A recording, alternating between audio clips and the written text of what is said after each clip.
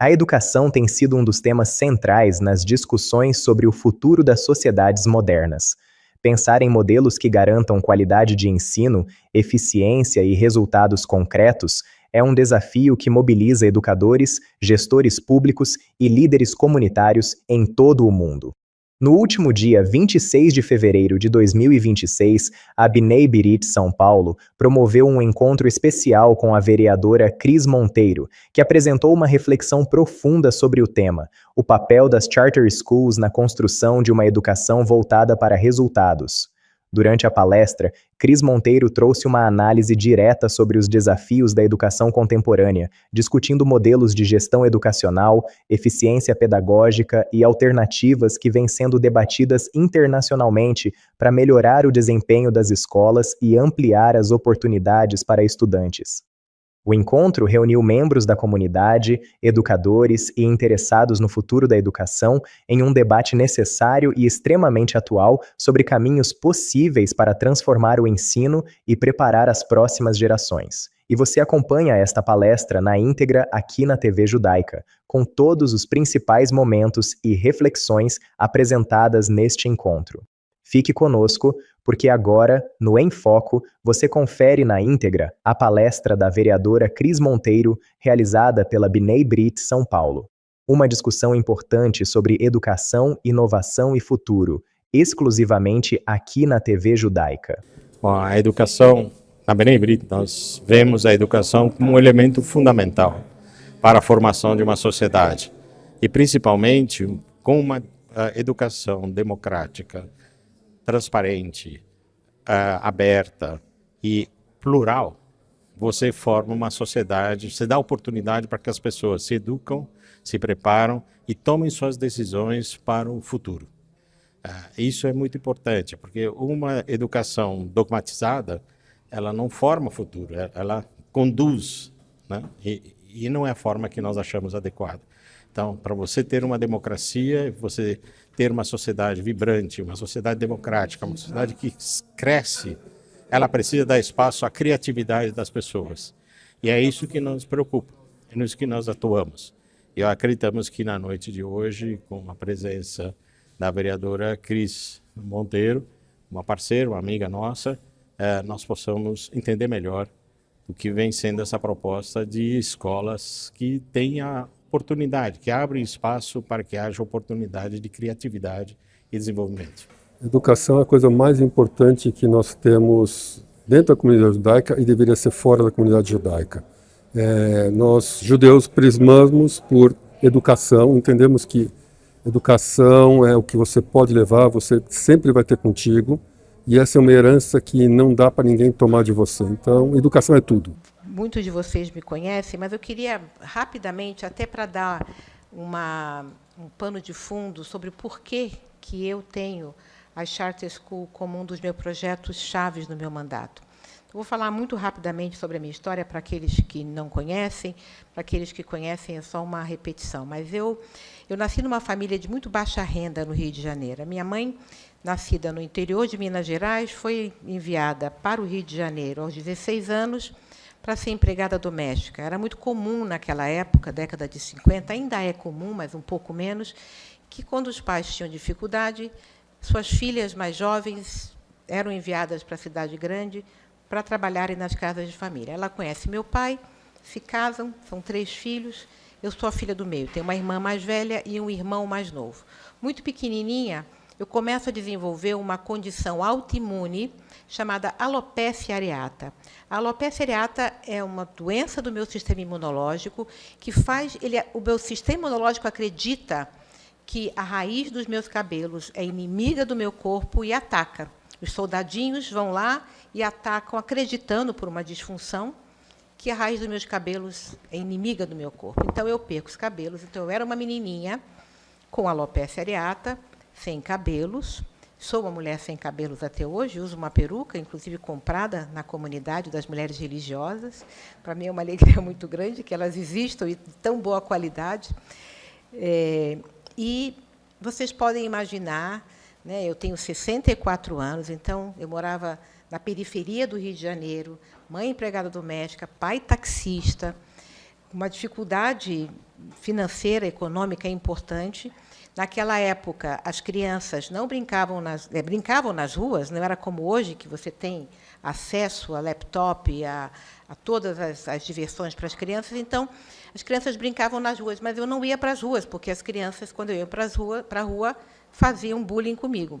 Então, eu era aquela menina muito ensimesmada, muito tímida, muito quieta, muito dentro de casa.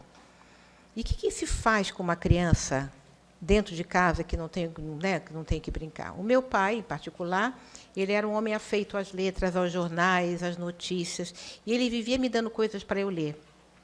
E ele me ajudava muito na escola. Eu era uma boa aluna, porque eu não tinha muito o que fazer de brincadeira. Então, tudo que eu fazia no meu tempo era estudar. E hoje, do alto dos meus 64 anos, eu digo que a melhor coisa que aconteceu na minha vida hoje, né, é importante dizer que é hoje, porque a trajetória não foi das mais fáceis, eu digo que a melhor coisa que aconteceu na minha vida foi a alopecia areata, porque me permitiu, diferentemente dos meus irmãos, ficar dentro de casa estudando. E a educação salvou a minha vida e me transformou a minha trajetória e a minha história. Daí, minha vontade de devolver para as crianças projetos educacionais do meu mandato. Muito rapidamente, na minha casa, quando a gente terminava o ensino médio, que na época era conhecido como científico, para aqueles que são da minha geração, a minha família, meu pai e minha mãe, ficavam muito orgulhosos. Era como se nós tivéssemos feito um mestrado em Harvard. Meus filhos terminaram o ensino médio. Eu terminei o ensino médio, mas eu desejei fazer faculdade, diferentemente dos meus irmãos, que ficaram com o ensino médio. Meu primeiro emprego foi de recepcionista, depois eu comecei a trabalhar num banco, esse banco me transferiu aqui para São Paulo, eu estou há 35 anos aqui em São Paulo, eu já sou paulista, eu já não tenho mais raízes, eu nasci no Rio de Janeiro, mas minhas raízes estão bem fincadas aqui. E, para fazer uma longuíssima história, bem mais curtinha, eu me tornei diretora estatutária, Managing Director, do maior banco de investimentos americano chamado JP Morgan. Foi uma trajetória que eu digo que eu tenho muito orgulho da vida que eu construí. Agora eu tenho mais orgulho ainda com a minha vida política. Eu costumo dizer que eu estou muito orgulhosa do trabalho que eu estou fazendo. É difícil, né, a gente chegar num ponto a gente fala em público, estou orgulhosa de mim, mas eu tenho muito orgulho de mim. Custou um pouco, mas hoje eu consigo declarar isso em público. E para mim, é muito importante, porque, em 2018, eu tinha uma posição muito alta neste banco e eu pedi demissão para me candidatar, porque eu achava que eu tinha que devolver o que eu, de certa forma, tinha recebido, né, dos meus pais e da sociedade. Nada, não. Prazer em vê-lo. Imagina, que isso.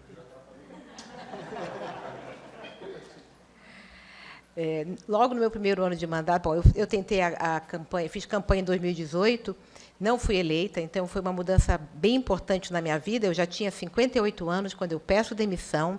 Eu não precisava ter pedido demissão, eu ainda estava lá, eu acho que eu tinha bastante lenha para queimar ainda no banco.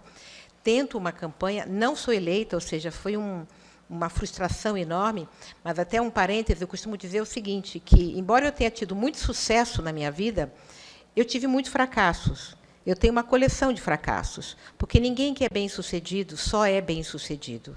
Os bem-sucedidos, se vocês pensarem em qualquer pessoa bem-sucedida, Steve Jobs, Jamie Dimon, que é o CEO do JP Morgan, foi demitido do Citibank, enfim, essas pessoas que alcançam um relativo sucesso, elas têm muito fracasso. A diferença, eu acho, que é essa resiliência, né? De chorar, de cair, de dizer que não vou fazer mais, mas insiste e continua. Então, não ter sido eleita em 2018 foi um fracasso, mas eu tentei novamente em 2020, e aí eu sou bem-sucedida, eu fui eleita vereadora. Eu gosto de dizer que são 55 cadeiras na Câmara Municipal de São Paulo. Eu peguei a cadeira número 53, ou seja, entrei raspando. Fiz 4 anos de mandato, trabalhei muito, e em 2024, pouco tempo atrás, tentei a reeleição, e eu tripliquei meus votos. E eu peguei a cadeira número 20, ou seja, foi um salto enorme. E eu quero deixar muito claro aqui que a comunidade judaica foi muito importante de eu ter triplicado meus votos. Então, eu agradeço sempre a todos vocês pelo apoio que vocês me deram nessa campanha e pelo apoio que vocês ainda me dão até hoje. Eu não tenho palavras para agradecer o carinho, o afeto, a atenção, as boas-vindas que eu sempre tenho quando eu estou no meio da comunidade. Obrigada, viu? Então, vamos ao que interessa. Bom, já falei de mim. Queria dar aqui um pouquinho de contexto sobre a educação brasileira, né? Somente 4,5% dos jovens da terceira série do ensino médio público têm uma aprendizagem adequada em matemática e língua portuguesa, ou seja, só 4,5% dos jovens têm aprendizado adequado. Existe um teste chamado PISA, que é um teste que os países da OCDE participam, todos os países, as crianças participam desse teste, e o Brasil, menos da metade dos estudantes brasileiros de 15 anos de idade conseguiu atingir o aprendizado mínimo em ciências e matemática.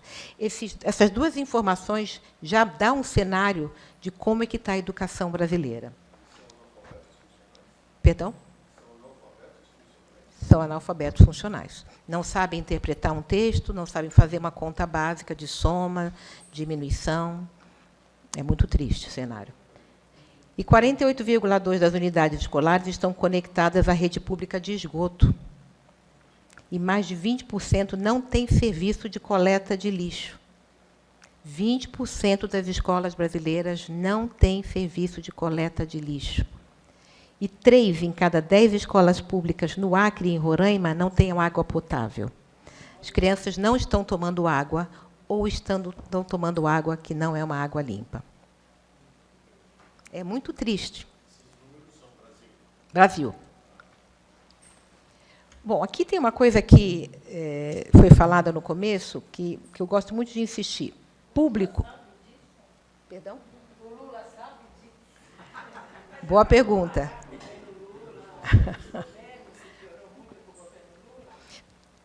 O governo Lula não tem feito um bom trabalho, ele tem reduzido significativamente, até por conta do teto de gasto, o orçamento na educação. Mas eu acho que tem uma questão muito fundamental no país com a questão da educação. Acho que o Lula faz um trabalho que é um desastre em todas as áreas. Então, vamos combinar isso aí, né? O que acontece, há um tempo atrás, eu estava escutando uma entrevista com uma pessoa, um político, não me lembro nem quem é, e ele falou uma coisa que, para mim, ficou ressonando bastante. Quando a gente tem eleição, agora esse ano a gente vai ter eleição para presidente. Quando chegarem os candidatos e tiverem naqueles debates, naquelas entrevistas, todos nós ficamos muito curiosos em saber quem vai ser o ministro da Fazenda. Pouquíssimas pessoas perguntam aos candidatos quem será o seu ministro da Educação.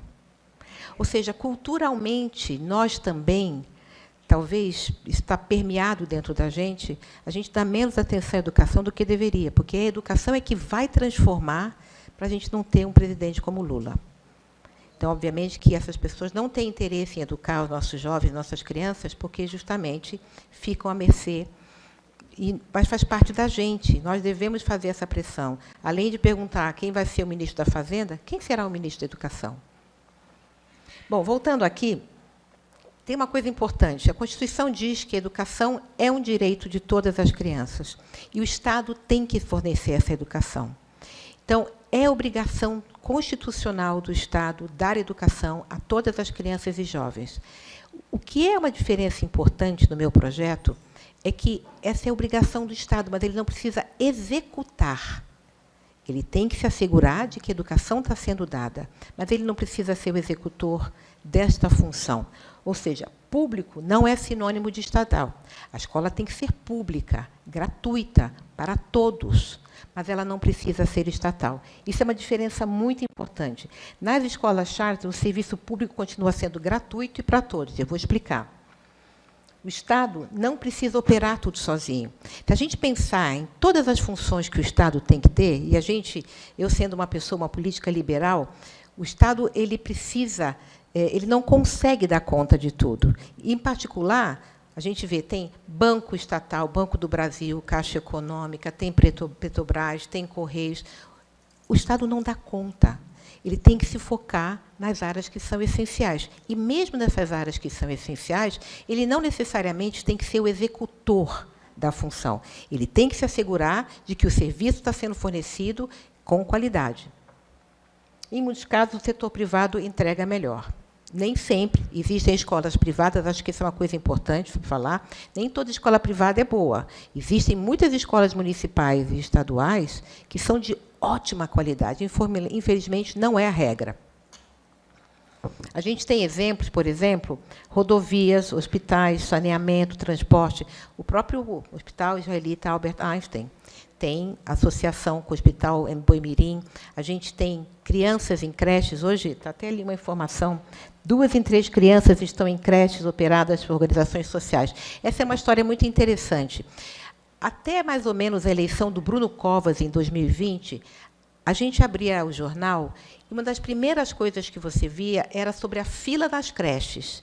Tem criança sem creche, tem criança sem creche. Você não escuta mais isso hoje. As notícias dos jornais hoje são outras, também difíceis de serem lidas, mas a gente não escuta mais que tem criança fora da creche. Por quê? Quando a Constituição foi alterada e disse que também era obrigação do Estado, e no caso dos municípios, darem creches para as crianças, os municípios tiveram que se organizar. E o que tem que fazer? Tem que encontrar um terreno, tem que construir uma creche, tem que contratar pessoas. Com toda a burocracia estatal, fazer isso, quando a criança que precisa de creche, quando a creche estivesse pronta, ela já estava um adulto. Uma das saídas que os municípios encontraram foi fazer associações públicos-privadas com organizações sociais sem fins lucrativos. Por isso que está ali a informação, que 2 em 3 crianças estão em creches mantidas por organizações sociais. Essa foi a saída dos municípios, particularmente de São Paulo, para ter creche para todas as crianças. Ou seja, chama uma organização social, que já tem uma sede, e fala, eu, prefeitura, vou bancar, ou seja, o serviço é público, gratuito, a criança não paga nada, mas a organização da creche é de uma organização social sem fins lucrativos. Essa foi a forma que os municípios encontraram de acabar com a fila das creches. Então, hoje, a gente abre o jornal e não vê mais aquela notícia. A escola charter é muito semelhante a esse exemplo que eu estou dando. E eu estou dando o exemplo das creches, como eu dei exemplo dos hospitais, o Albert Einstein, o Sírio-Libanês, rodovias, por exemplo, eu falei que sou carioca, eu ia para o Rio de Janeiro de carro, lá quando eu vim para cá na década de 90, a Via Dutra era um horror, e eu não pagava pedágio. Agora, eu não faço mais isso, mas quem estiver pegando a Via Dutra hoje tem uma estrada muito melhor, está pagando pedágio, mas tem uma estrada mais segura, tem uma estrada melhor. O que tem ali? 52%. A questão dessas parcerias público-privadas, 52% são mais produtivas e 32% são mais baratas para o SUS. Essa questão dos hospitais, como eu falei, o Hospital Albert Einstein e o Sírio-Libanês. Bom, o que são as Charter School? A Charter School é um modelo americano, mas que já está em vários lugares do mundo. O problema da educação nos Estados Unidos não tem suas diferenças, obviamente, mas também tem problemas que têm que ser solucionados. E uma das coisas que eles fizeram foi justamente trazer organizações sociais. Nos Estados Unidos, podem ser sem fins lucrativos ou com fins lucrativos. Existem esses 2 modelos. Minha proposta é que seja sem fins lucrativos. Então, é você trazer a escola pública com gestão privada independente. São financiadas com recursos públicos, são gratuitas e abertas a todos os alunos, têm autonomia de gestão e currículo de equipe, funcionam com base em um contrato de desempenho, ou seja, não tem desempenho, aquela organização social, o contrato é rasgado, vai embora, porque você tem cláusulas de desempenho, você tem que cumprir isso, isso, isso e isso. Não cumpriu, manda embora. Hoje, nas escolas municipais e estaduais, se você tem uma turma, obrigada. Você tem uma turma de alunos que não desempenham, eu falei lá, as crianças não estão aprendendo. Não acontece nada. A diretora continua lá, o professor continua lá, a supervisora continua lá.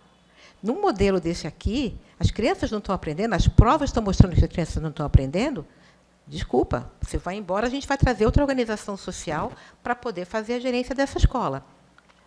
O objetivo é ampliar a qualidade, inovação e eficiência. Então, basicamente, a escola charter é uma escola pública, gratuita, mas gerida por uma organização social nos Estados Unidos, com fins lucrativos ou sem fins lucrativos.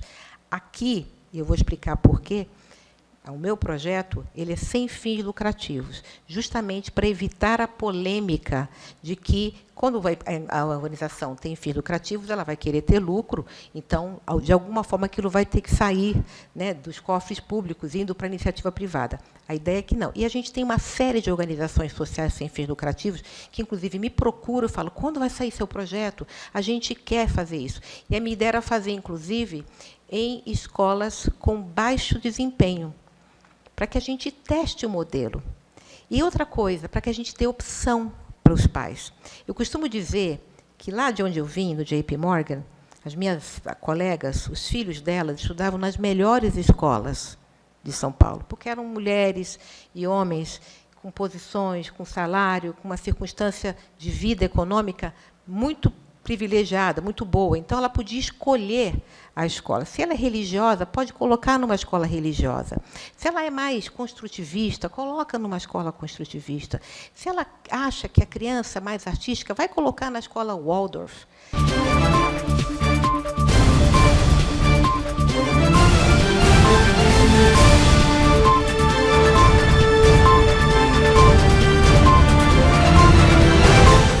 Para não ficar de fora e poder assistir 24 horas por dia a TV Judaica, baixe agora mesmo o aplicativo em seu celular, disponível na App Store e Google Play. E assista também em sua Smart TV, direto da loja de aplicativos do seu aparelho, totalmente gratuito. TV Judaica, a primeira televisão judaica brasileira.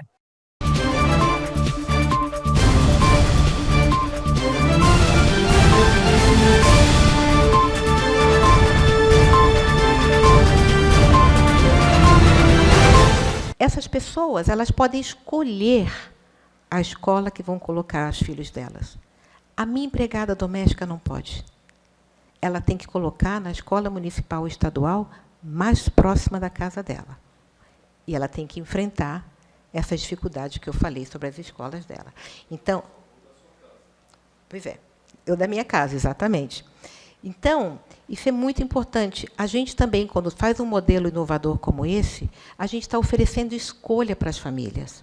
A família pode escolher. Eu vou escolher botar o meu filho numa escola municipal, gerida pela prefeitura, ou não, eu vou naquela escola que está a 200 metros aqui, que ela é gerida por uma organização social sem fins lucrativos. Vou dar um exemplo da minha assessora de imprensa, ela teve trigêmeos. Pois é, sem natural. Ou seja, ganhou na loteria, né? Ou não. E ela agora, as crianças estão em fase de creche, e ela conseguiu, não tem fila de creche, ela conseguiu botar as 3 crianças, são 3 meninos, ela conseguiu botar os 3 meninos na creche. Só que 2 deles ela colocou na creche gerida por uma organização social sem fins lucrativos, a exemplo da escola charter. Creche. E o outro, no que a gente chama de administração direta, que é a administração da prefeitura. Ela me liga e ela fala, pelo amor de Deus, me ajuda, eu preciso de uma vaga para botar o que está na administração direta na organização sem fins lucrativos.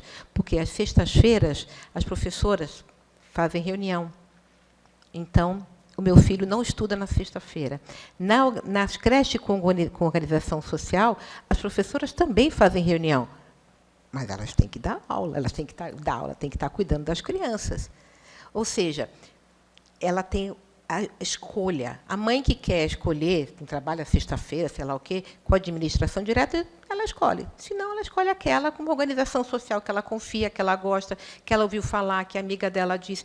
É também oferecer escolha para as famílias poderem ter alternativa para botar os seus filhos. Como é sem fim lucrativo, não. Mas poderia pensar num modelo dessa natureza. Aqui a gente tem alguns exemplos de que aconteceram, que foi o que, inclusive, me chamou a atenção para essas escolas. Quando eu fui candidata em 2018, que eu comecei a pensar em que tipo de projetos eu ia levar, me chegou às mãos um papel, um paper, da primeira escola charter no Brasil, que foi em Pernambuco, que foi um modelo chamado Procentro. É um executivo que, nascido no interior de Pernambuco, muito pobre, que tem uma história de superação semelhante com a minha, trabalhou, virou executivo multinacional, saiu do Brasil, um dia ele volta para a sua cidade e vai visitar a escola que ele estudou quando criança. A escola está caindo aos pedaços, está tudo jogado, As crianças, às vezes, têm aula, às vezes não têm aula, o professor está em greve e tal, e ele resolve pegar aquela escola com dinheiro privado, reconstrói a escola, cria um modelo de escola charter. E é muito impressionante porque o resultado da escola, que ele chama de Procentro, diminuiu, não sei se o número está aqui, reduziu a evasão escolar e melhorou o desempenho e engajamento das famílias. Eu, infelizmente, eu não estou com o número aqui, mas no paper mostra, houve uma redução da evasão escolar. As famílias, enfim, acabaram levando mais para as crianças para não saírem da escola. Em Minas Gerais, o governador Romeu Zema criou o projeto Somar em 3 escolas na região metropolitana de Belo Horizonte, mesma coisa. E ali houve aumento das notas e frequência dos alunos. Parece que funciona. Pelo menos os exemplos que a gente tem aqui são exemplos que estão funcionando. Em São Paulo tem uma história muito boa, que é o Liceu Coração de Jesus.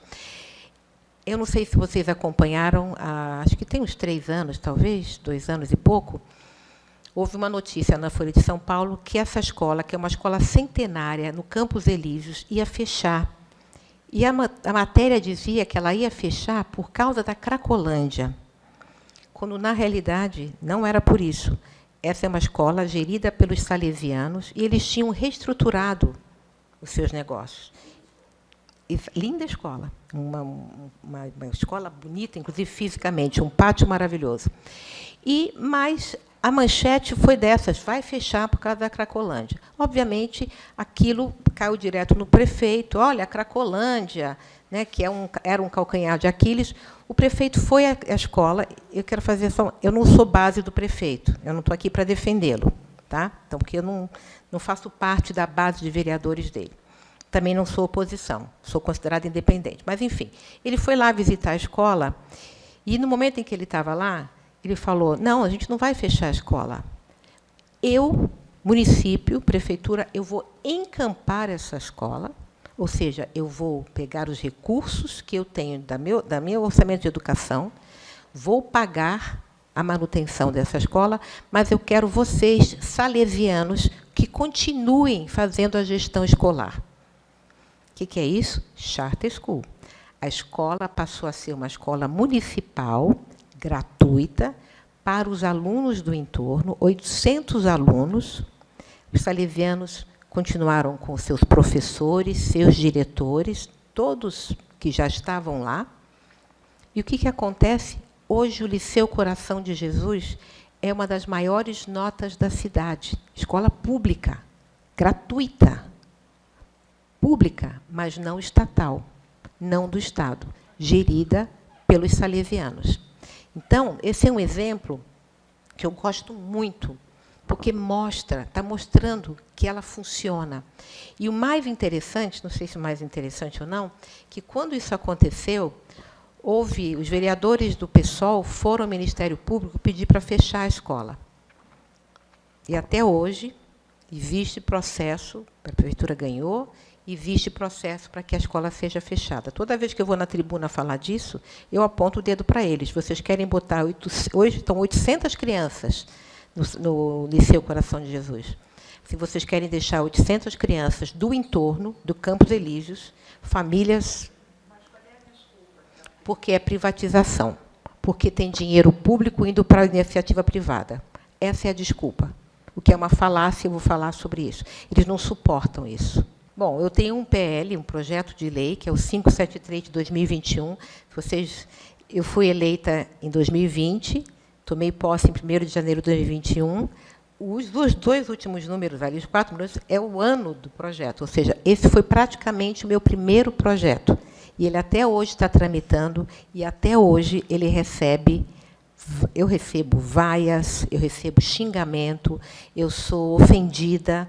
Toda vez que eu falo do projeto, a minha rede social me enche de ofensas, mas eu vou respeitar os ouvidos dos senhores, não vou nem repetir o que falam nas minhas redes sociais, em respeito a todos os senhores e senhoras, porque, justamente, o pessoal da esquerda, boa noite, não querem, de jeito nenhum, que a gente tenha a implementação do meu projeto 573 de 2021, que nada mais é do que trazer organização social, insisto, sem fins lucrativos, para fazer gestão escolar. Eu visito escolas... Tem o quê? Não, porque não é um ensino técnico, é um ensino básico. Inclusive, é um ponto que me lembrou agora, muito importante.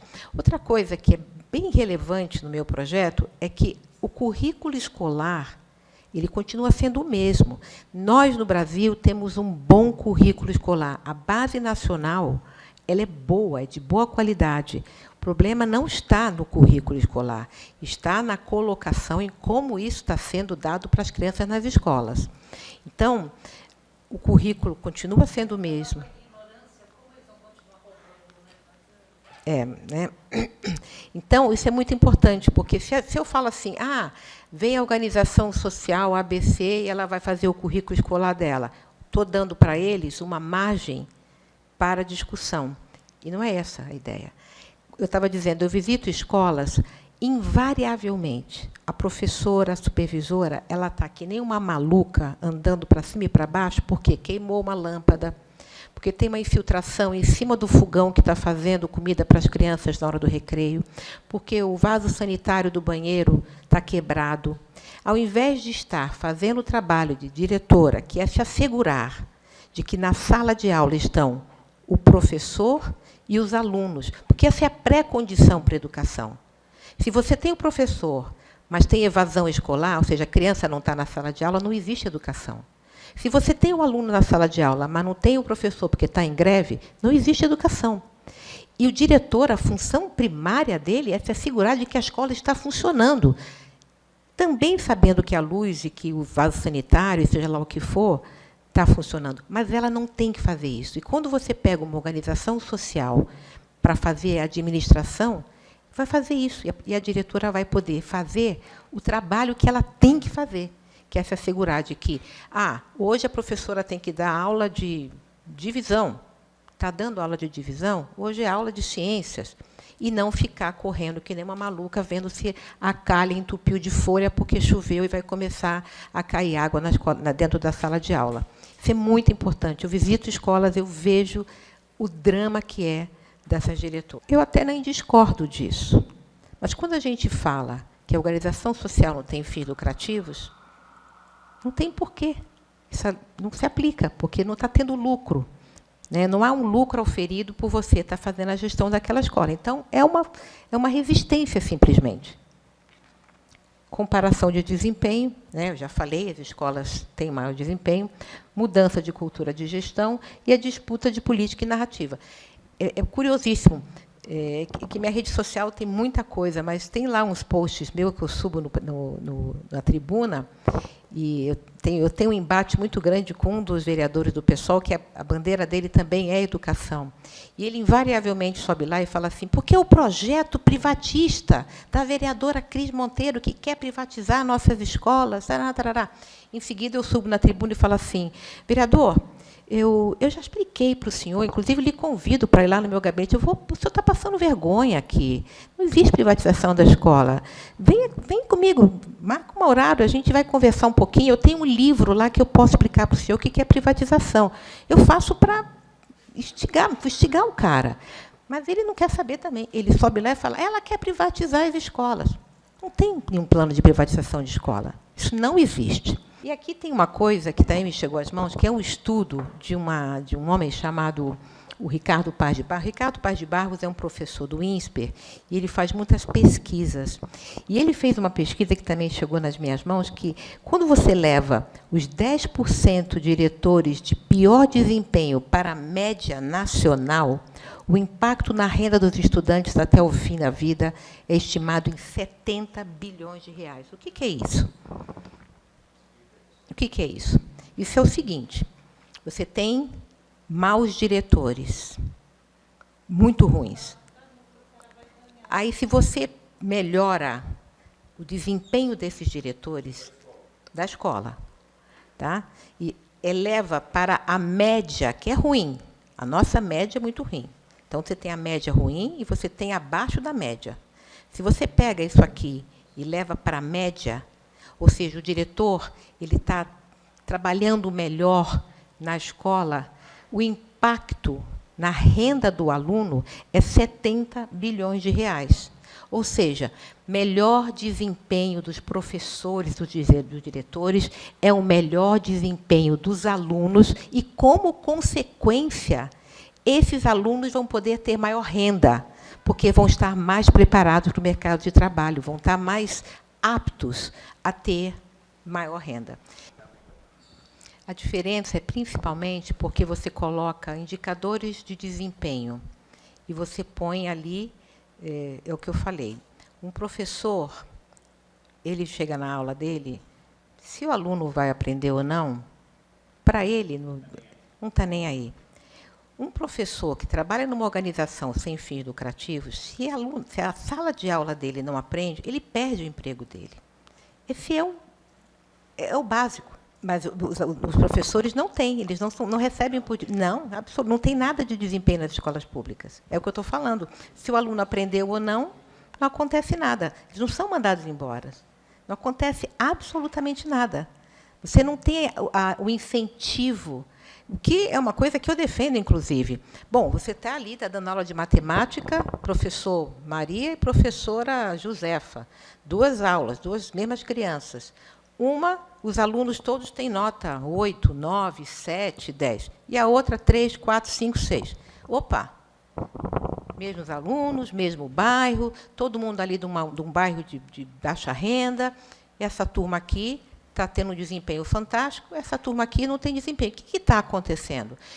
Então, vamos pagar mais para esta professora ou professor, cujas as crianças têm um nível de aprendizado maior, e vamos mandar essa aqui embora? Não imediatamente, obviamente. Vamos fazer uma avaliação, de repente. Enfim, se tiver um processo de avaliação objetivo, isso não existe. Professores não são estimulados a ter uma competição com o seu coleguinha do lado para que a minha turma saia melhor. Isso não existe. Então, a diferença importante é que, lá nos salesianos, se a sala de aula daquela turma que tem que aprender ciência não aprendeu ciência, opa, aconteceu alguma coisa, não, o que aconteceu? Não, ela ficou doente, estava bom. Passou aquela má fase, que todos nós temos má fase na nossa vida, de novo, minha filha, vai embora, vai procurar seu caminho, a gente vai chamar o próximo, porque tem uma fila de professor aqui querendo dar aula de ciência no liceu. A gente tem desafios importantes na educação. A educação é a base fundamental do desenvolvimento, né, da nossa sociedade. E aqui a gente tem um desafio principalmente da gestão escolar. E o projeto que a Cris hoje veio apresentar aqui, compartilhar um pouco do andamento desse projeto na Câmara Municipal, é justamente as escolas charter. A previsão de que as escolas públicas possam ser geridas por instituições privadas, sem fins lucrativos, para que a gente tenha uma melhoria e a dedicação dos professores, dos diretores, justamente na relação do aprendizado e da escolaridade, deixar toda a parte administrativa a encargo dessas instituições, dessas organizações. Esse modelo já funciona em outros países, na Europa, nos Estados Unidos principalmente, e a gente tem um modelo aqui que pode ser replicado para várias escolas de São Paulo, especialmente as escolas que têm o menor índice de aprendizagem, o pior IDEB. Então a ideia é levar boa gestão privada, para que os alunos tenham educação de qualidade e, óbvio, de forma gratuita. Podem ajudar também, porque você tem a previsão ali, né, de você ter essa gestão escolar privada, a grade ela continua sendo totalmente obedecendo, né, ao MEC e as referências do Ministério da Educação. E uma outra ideia que a gente tem justamente é implementar um projeto que foi apresentado já pela Cris, que prevê a proibição do negacionismo do Holocausto nas escolas. Então, assim a gente consegue ter a história contada como realmente foi, para que os nossos alunos, nossos jovens tenham a devida formação e assim possam assimilar melhor essa história e não propagar nenhum tipo de discurso de ódio, de intolerância.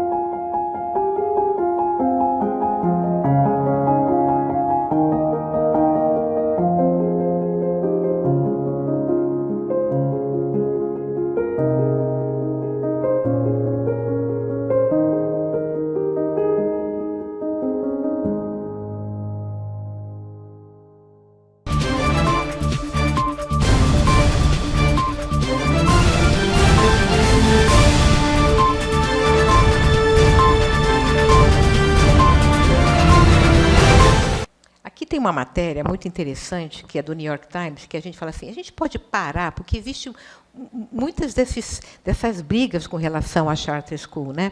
E eu acho que tem o que eu falei anteriormente, os argumentos falaciosos mais comuns, que diz assim, é a privatização da educação.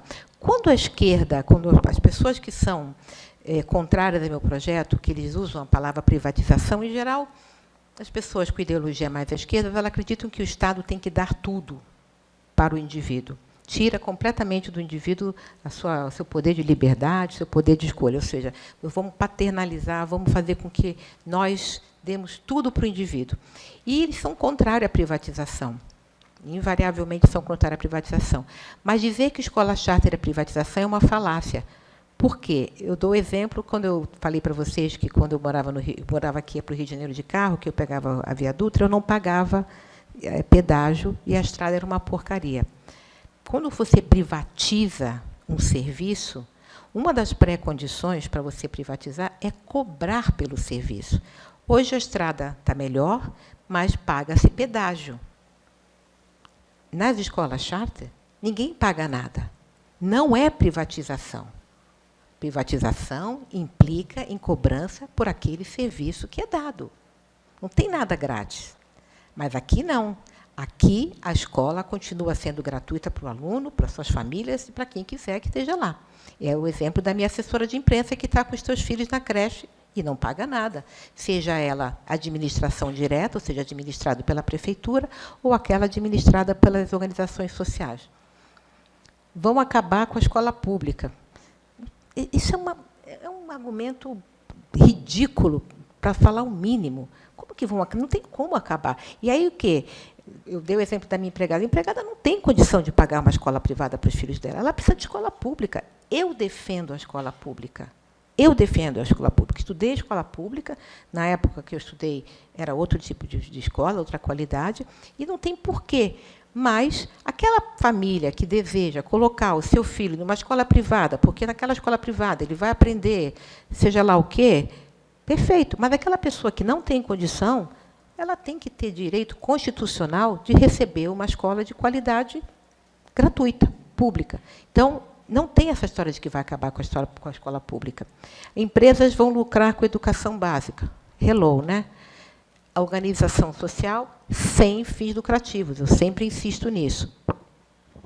Vai piorar a qualidade porque não tem controle do Estado. Eu acabei de dizer, o Liceu Coração de Jesus é uma das melhores notas. Projeto Somar em Belo Horizonte, melhores notas. O projeto Procentro no Ceará, perdão, em Pernambuco, melhorou a evasão e o desempenho das crianças. Quer dizer, é uma falácia.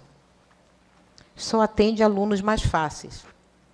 Não tem isso. Qualquer aluno vai poder bater na porta da escola e entrar e estudar naquela escola. Não existe um pré-requisito que você tem que ter tais e tais características e ter melhores. Não, é absoluto. A escola é pública. O aluno que mais inteligente, que tem boas notas, né?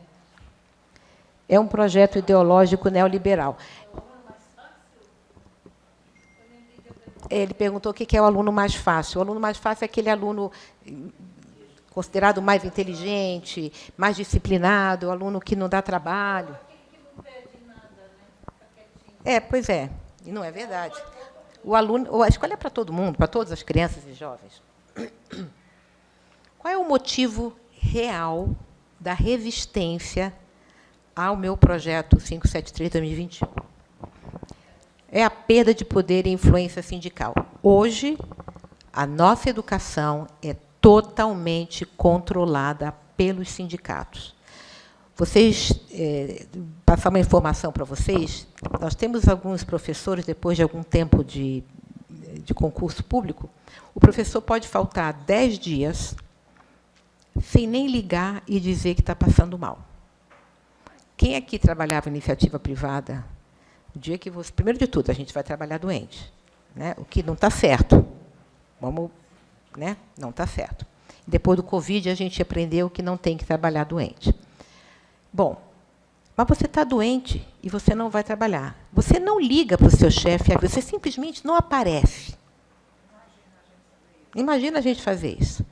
que vai acontecer? Vão te procurar, que aconteceu. E você fica 10 dias sem ir trabalhar e sem avisar.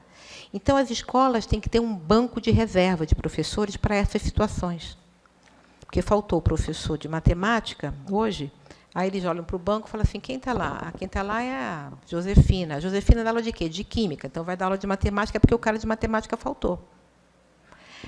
E como é que você muda isso? A resistência dos sindicatos é tremenda. Eu falei para vocês, quando eu visitei o Liceu Coração de Jesus algumas vezes. Em uma delas, eu fiz uma reunião com o reitor da escola, o diretor da escola, e foi feita uma pergunta para ele o seguinte, como é que é o nível de absenteísmo, como fala, de faltas aqui na escola? Perguntaram para ele. E ele olhou assim para a pessoa que estava perguntando, ele falou, dos alunos? A pessoa, não, dos professores. Ele fala, 0. Eles não faltam no Liceu Coração de Jesus. Agora, na escola pública, eles faltam. E não avisam que vão faltar. E a criança fica sem aula, é mandada de volta para casa.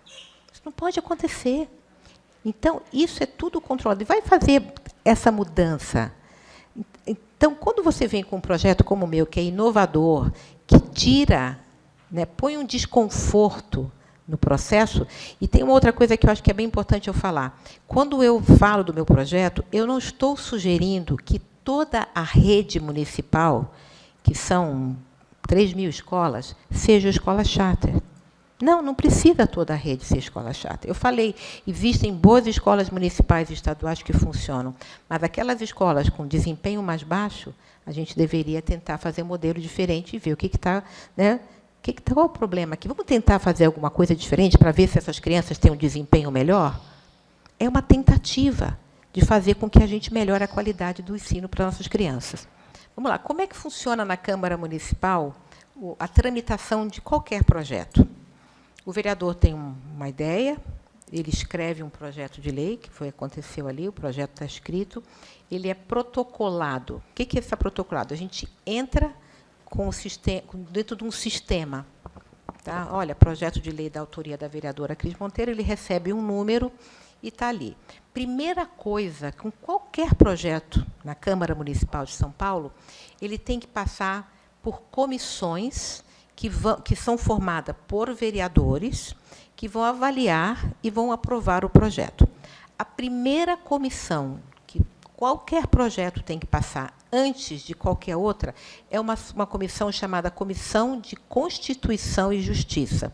Essa comissão ela vai avaliar se este projeto é constitucional ou inconstitucional. Se ele for considerado inconstitucional, ele para ali e não segue mais, morre. E é avaliado nessa comissão chamada CCJ, Comissão de Constituição e Justiça. Se ele é considerado constitucional, ele segue o seu curso, vai para as outras comissões, que fazem discussões, avaliam, passam. Depois que passou por todas as comissões, e leva um tempo, o projeto vai para plenário, onde ele é submetido para todos os vereadores. Como é que acontece? Por exemplo, terça-feira passada... Perdão? Pode pedir prioridade, é difícil conseguir. Porque todo mundo quer botar o seu projeto na frente, né? Então, ontem teve discussão... Ontem teve discussão de projeto. Então, a gente... no começo da semana, recebe a pauta de projetos que vai ser discutida em plenário. Aí eu estou com meus assessores e tal, a gente discute que projeto é esse, vou votar como e tal. Vai para plenário, todos os vereadores votam e eles podem votar democraticamente a favor ou contrário ao projeto. Isso é absolutamente normal. Eu voto contrário em projetos que eu acho que não tem que votar favorável. Tem projetos que eu falo, registra meu voto contrário. E não tem problema nenhum. E eu entendo que tenha vereadores que vá votar contrário ao meu projeto. Quer dizer, entendo. Não gosto, mas entendo. Ou seja, é natural, porque tem o seu aspecto, do que você está querendo levar para o seu mandato. Então, ele vai para plenário, para a primeira votação. Entre a primeira votação, tem que ter uma segunda votação, também em plenário, que tem um período de tempo, 2, 3, 4 semanas, depende. Às vezes o vereador segura, tem lá uma série de estratégias políticas. Vai para a segunda votação, é votado. Se ele passa, ele vai para a sanção do prefeito. O prefeito sanciona e vira lei. Uma vez que vira lei, aquilo tem que ser homologado, publicado com os detalhes e tal, e vira lei. Então, essa é a tramitação. O que aconteceu com o 573 de 2021, meu projeto? Ele passou na CCJ, mas foi o pessoal da esquerda, que é contrário, eles dormiram no ponto, porque não houve atenção deles, e eles deixaram passar na CCJ, porque, senão, o que eles costumam fazer é obstruir o projeto. Não deixa o projeto passar. Uma vez que passa na CCJ, mesmo que seja não aprovado nas outras comissões, eu ainda tenho o direito de levar o meu projeto a plenário. Mas, toda vez que eu levo o projeto a plenário, a galeria enche de professores e toda a pauta fica travada por conta do meu projeto. Então, os vereadores, vou contar para vocês como eu era muito mais ingênua do que eu sou hoje. Eu escrevi o projeto, ele passou na CCJ, e eu tinha a possibilidade de mandar direto para plenário. E eu mandei. E começou aquela confusão no plenário, e a minha assessoria falou, Cris, está dando problema no seu projeto. E eu falei, nossa, o que está acontecendo? Quando eu desço lá, o pessoal estava obstruindo o plenário. O que significa obstruir?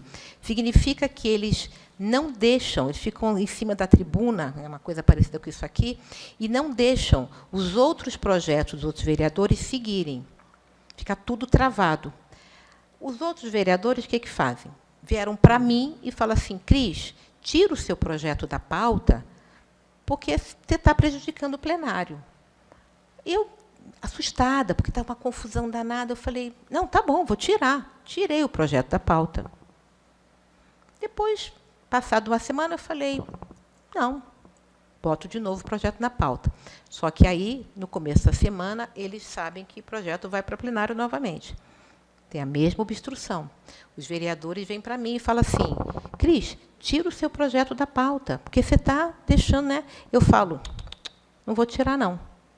Pede para eles pararem de obstruir. O problema não é meu, o problema é deles. Nesse dia, em particular, tinha uma outra obstrução de um outro vereador que acabou que a sessão cai. Chega uma hora que a sessão é derrubada. Ela não continua.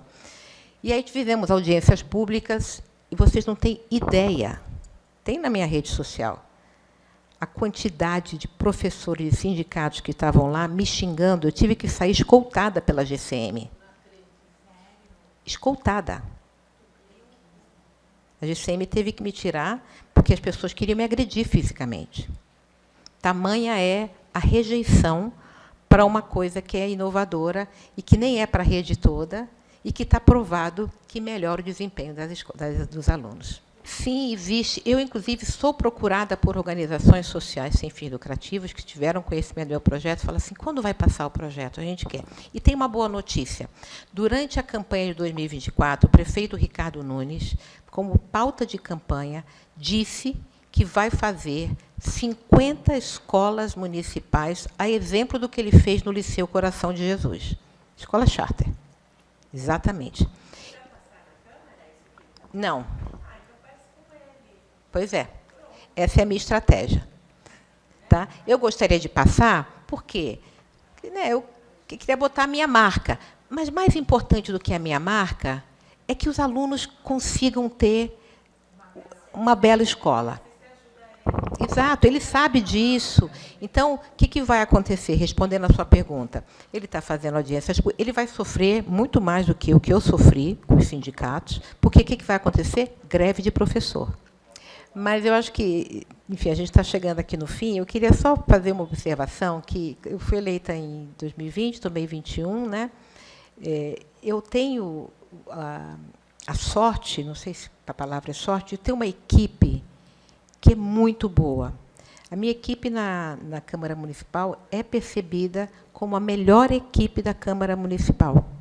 Então, eu estou aqui com a Júlia Machado, que está, né, está comigo desde 2020, e o meu chefe de gabinete, Gerson Pires. O Gerson é o meu braço direito, meu braço esquerdo. Sabe aquela coisa que quem acredita em anjo da guarda, que diz que o anjo da guarda vem na frente, vem atrás? É o papel do Gerson. Vocês já vão escutar muito dele. Ele é uma pessoa extraordinária, muito capaz, muito boa. Tenho muita sorte de ter o Gerson e a Júlia no meu gabinete, entre outros tantos que não estão aqui. Mas eu gosto sempre de falar da minha equipe, porque eu não faço, ninguém faz nada sozinho. Eu não estou sozinha e eu tenho muita sorte de ter essas pessoas que têm princípios, têm valores, que pensam como eu e dividem os mesmos objetivos de fazer uma cidade melhor, mais inclusiva e com mais oportunidade para nossas crianças e nossos jovens. Na realidade, nós já temos, eu botei um projeto de lei que já está tramitando na Câmara Municipal de São Paulo, que é um projeto que proíbe o ensino do Holocausto com o viés negacionista. A gente tem informações de que, infelizmente, essa matéria vem sido colocada nas escolas. Esse é um projeto para as escolas municipais, que, como vereadora da Câmara Municipal, meu impacto são nas escolas municipais. Então, é um projeto de minha autoria. Eu me inspirei no projeto do deputado Reni Ozzy-Cuquier, que é o professor Roque. Ele fez um projeto semelhante para o nível das escolas estaduais, e eu achei que era muito relevante, particularmente em função dos últimos 2 anos e, obviamente, do aumento da violência antissemita que a gente tem visto. Então, tem um projeto da minha autoria com as mesmas características, que é proibir o ensino do Holocausto com visão negacionista. Concluímos a edição de hoje reforçando o nosso compromisso em trazer informação, reflexão e diferentes perspectivas sobre a realidade de Israel e do povo judeu. E obrigada por nos acompanhar até aqui. Continue conectado com a nossa programação. Informação de qualidade, cultura, história e atualidade. Tudo isso você encontra na TV Judaica. Baixe o aplicativo da TV Judaica no seu celular, disponível na Apple Store e Google Play. Também estamos presentes nas principais Smart TV, em suas lojas de aplicativos, e na Soul TV no canal 121. É fácil, rápido e totalmente gratuito. Aproveite e acompanhe também nossas redes sociais, Instagram, Facebook e YouTube. Lá você encontra entrevistas completas, reportagens exclusivas, documentários, bastidores e muito mais. Não esqueça de curtir, comentar, compartilhar e se inscrever para fortalecer ainda mais o nosso trabalho e ajudar a ampliar a voz da comunidade judaica no Brasil. Nos vemos no próximo programa. Até lá, TV Judaica, a primeira televisão judaica brasileira.